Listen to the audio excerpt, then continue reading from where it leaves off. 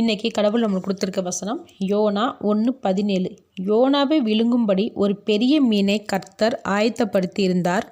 அந்த மீன் வயிற்றிலே யோனா ராப்பகல் 3 நாள் இருந்தான். இந்த வசனத்தை கொண்டு கடவுள் நம்மகிட்ட என்ன சொல்கிறத பார்ப்போம். கடவுள் சொன்னபடி யோனா செஞ்சுருந்தான்னா மீன் வயிற்றுக்குள்ளே போய் 3 நாள் கஷ்டத்தையும் அருவருப்பையும் அனுபவிச்சிருக்க மாட்டான்.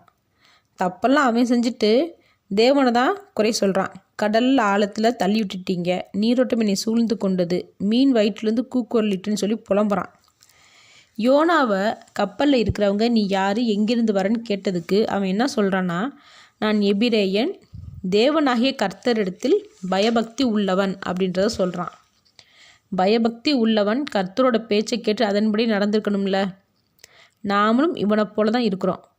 நான் கடவுள்கிட்ட பயபக்தியாக இருக்கிறேன், வாரம் தவறாமல் சர்ச்சுக்கு போவேன், டெய்லி வேதம் வாசிப்பேன், எப்பயுமே தேவனை துதிப்பேன்னு சொல்கிறோம்.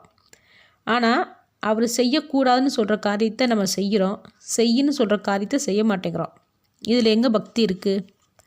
யோனாவுக்கு புரிய வச்சது போல் நமக்கும் அடி கொடுத்து புரிய வச்சார்னா யோனாவை போல் புலம்புறோம். எதுக்கு ஆண்டவர் இப்படி எங்களை கஷ்டப்படுத்துறீங்க அப்படின்னு சொல்லி கேட்குறோம். நினிவே நாடு ஆபத்து நிறைந்த நாடுன்னு தேவனுக்கு தெரியாமையே போக சொல்கிறாரு.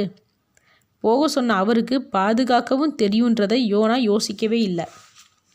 நமக்கு அப்படிப்பட்ட சிந்தனைகள் தான் மனசுக்குள்ளே ஓடுது.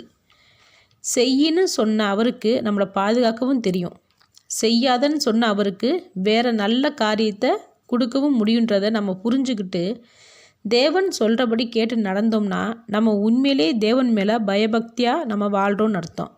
ஆமேன்.